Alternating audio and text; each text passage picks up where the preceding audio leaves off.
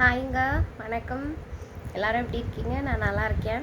ஒரு சின்ன விழிப்புணர்வு பதிவு என்னென்னா, நிறைய பேர் திருஷ்டி கழிக்கிறதுக்காக இல்லை ஏதாவது ஊருக்கு ரொம்ப தூர பயணம் இந்த மாதிரி பண்ணும்போது இந்த பூசணிக்காய் உடைக்கிறது, அப்புறம் தேங்காய் உடைக்கிறது இதெல்லாம் இருக்கும். இது இதுக்குள்ளே நான் என்னென்னா, இது நம்பிக்கையா மூட நம்பிக்கையா அந்த விஷயத்துக்குள்ளே நான் போகவே இல்லை. அது உங்களுக்கு நம்பிக்கையாக இருக்குது அப்படின்னா நம்பிக்கையாக வச்சுக்கோங்க, அதுக்குள்ளே நான் போகலை.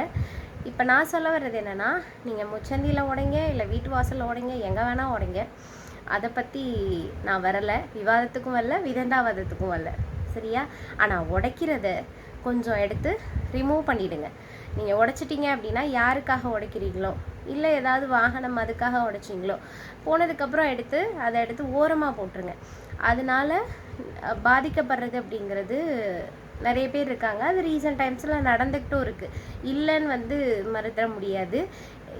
இங்கே இல்லைன்னா எங்கேயாவது ஒரு இடத்துல அதனால் பிரச்சனை அப்படிங்கிறது வண்டி அதில் ஏறும்போது உலட்டி விடும். அப்போ வண்டியில் இருக்கவங்க விழுந்துருவாங்க. அப்போ ஒருவேளை அந்த மாதிரி ஏதாவது பார்க்காம அந்த பூசணியில் ஒட்டி ஏற்றி வழுக்கி கீழே விழுறாங்க, இல்லை குழந்தைங்க ஏதாவது விழுறாங்க அப்படின்னா யோசிச்சு பாருங்கள். நீங்கள் திருஷ்டி கழிக்கிறதுக்காகவோ எதுக்காகவோ உடைச்ச பூசணிக்கானால உங்களுக்கு ஒரு சாபம் சேரும்.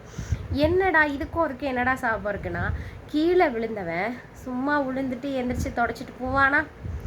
எந்திரிக்கும் போதே நாசமாக போவேன், இப்படி பண்ணிட்டானே, பாதையில் உடைச்சிருக்கானே, விளங்குவானா அவன் அப்படின்னு 2 வார்த்தை திட்டிட்டு தான் தூசி தட்டுற மாதிரி தட்டிட்டு போவாங்க.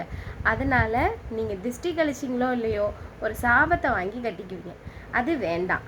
அதனால யாராவது பூசணி உடைக்கிறதா இருந்தால் உடைச்சிக்கோங்க, உடைச்சிட்டு எடுத்து ஓரமாக போட்டுருங்க. நடு ரோட்டில் தான் திருஷ்டி கழியணுன்றது இல்லை, நீங்கள் உடைக்கும் போதே கழிஞ்சிருச்சுன்னு நினச்சிக்கோங்க, எடுத்து ஓரமாக போட்டுருங்க. அதனால ஒருத்தர் பாதிக்கப்படுறாங்கன்னா அந்த சாபம் உங்களுக்கு வரும். கண்டிப்பாக திட்டாமல் போக மாட்டான். அப்படி நல்லவெல்லாம் இங்கே ரொம்ப குறைவு.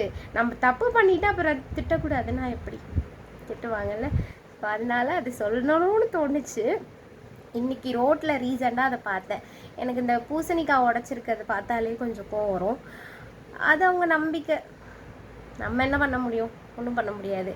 ஆனால் ரோட்டில் உடைச்சிட்டு நீங்கள் எடுத்து வச்சுறது நல்லது. இதை சொல்லணும்னு நினச்சேன், சொல்லிட்டேன். தேங்க்யூ, பாய்.